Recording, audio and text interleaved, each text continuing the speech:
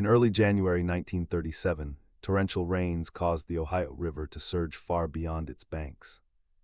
More than 70% of Louisville, Kentucky, vanished under floodwaters. The disaster unfolded rapidly.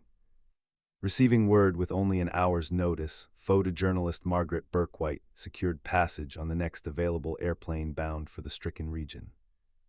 Upon arrival, she navigated the submerged city using makeshift rafts. Burkwhite began documenting the immense scale of the natural disaster. Throughout the Ohio River Valley across 5 states, the flooding claimed nearly 400 lives. It left approximately 1 million people without homes during the harsh winter months. Amidst the devastation, Burkwhite recorded many moments of human struggle and resilience. One particular setting captured the profound challenges of the time. African American men, women, and children formed a long queue outside a Red Cross relief station. They waited patiently for essential supplies like food and clothing. Directly near the line of flood victims stood a large advertising hoarding. It carried a slogan from the National Association of Manufacturers. The text declared, "World's highest standard of living." There's no way like the American way. The advertisement presented an idealized concept, a white family, father, mother, son, daughter, and their pet dog enjoying a comfortable automobile journey. This optimistic message stood in stark contrast to the immediate, desperate circumstances of the people seeking aid below. Despite their displacement and the surrounding ruin, many individuals in the queue maintained a degree of formal appearance. Observers noted women wearing long coats, neat hats, and even hosiery in good condition. Men in the line wore substantial coats and hats, their trousers appearing pressed. Such details suggested the suddenness of their misfortune, perhaps wearing the best items they possessed. During this period, the nation grappled with the Great Depression. The billboard represented a widespread campaign by the National Association of Manufacturers. Thousands of similar advertisements were commissioned across the United States. Their purpose was to bolster public morale by promoting the ideal of the American dream, centered on prosperity and the nuclear family unit. The juxtaposition in Louisville highlighted a complex reality. National aspirations promoted by industry clashed with the lived experiences of many citizens, especially those facing economic hardship compounded by natural disaster. This moment, documented in early 1937, became emblematic of an era marked by deep economic struggle, stretching from the stock market crash of 1929 until the nation's entry into World War II in 1941. The National Association of Manufacturers campaign sought to counter anxieties spurred by the economic downturn. It promoted an image of American capitalism as inherently prosperous and resilient. Yet for many, particularly minority communities, the promise of the American way felt distant. Systemic inequalities often placed African Americans in more vulnerable positions, both economically and geographically. During the Louisville flood, African American neighborhoods, frequently located in low-lying areas, suffered disproportionately severe damage.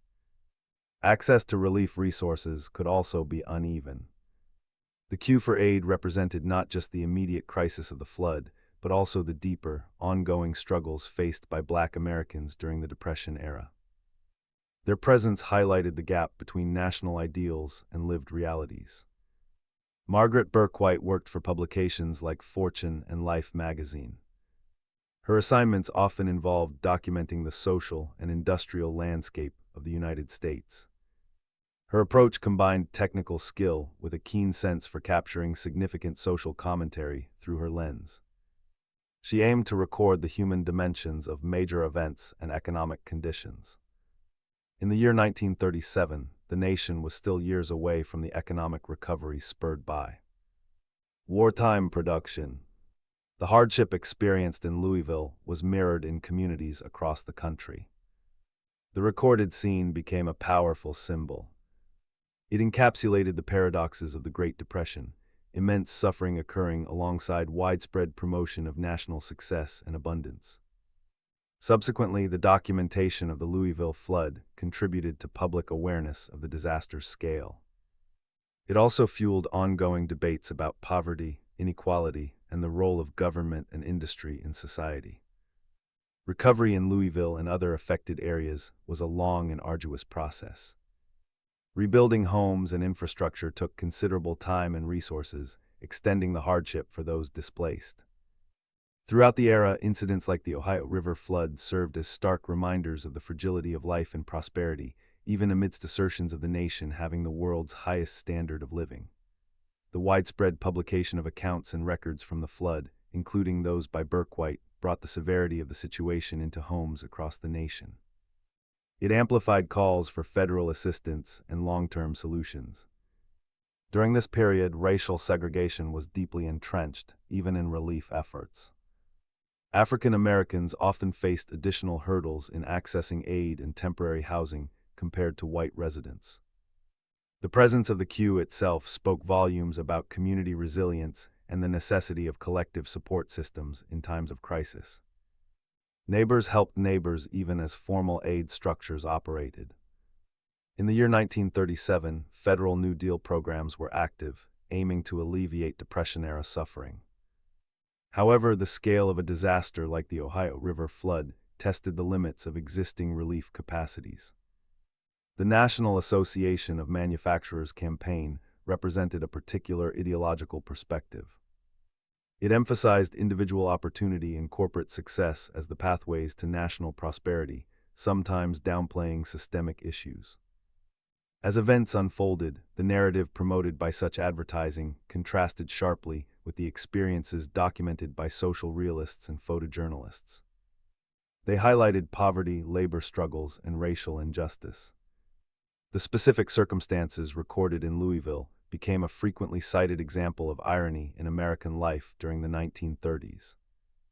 It captured the tension between aspirational rhetoric and challenging realities. Subsequently, the experience of the Great Depression and major disasters like the flood influenced post-war thinking about social safety nets and the government's role in disaster response and economic stability. The memory of that winter lingered for generations in the affected communities. It shaped local identity and underscored the power of the Ohio River, both as a source of life and potential destruction.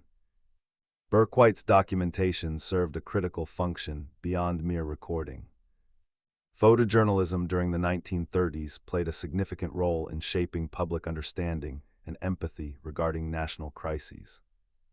Accounts like hers helped bridge the gap between those directly affected and the wider American populace. They brought distant suffering into sharper focus for magazine readers nationwide. The people waiting in line faced multiple layers of adversity. They contended not only with the immediate loss caused by the floodwaters, but also with the persistent economic scarcity of the Depression. Furthermore, racial discrimination acted as an additional, formidable barrier. It affected employment opportunities, housing security, and access to resources, compounding the impact of both the economic downturn and the natural disaster. The National Association of Manufacturers, representing industrial interests, used its campaign to project confidence in the American economic system. The billboards aimed to associate prosperity directly with industry and free enterprise. Their message intentionally emphasized an optimistic future, often overlooking the present difficulties faced by large S of the population. It was a narrative focused on aspiration rather than current conditions for many. As events unfolded, the stark contrast captured in Louisville resonated deeply.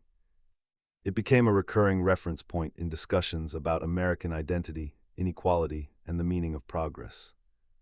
Throughout the era, debates raged about the effectiveness of government intervention versus private sector solutions in addressing poverty and disaster relief. The scene provided potent material for these arguments. The legacy of the 1937 flood and its documentation extends beyond historical records. It remains a poignant reminder of the complexities beneath national slogans and the diverse experiences within American society.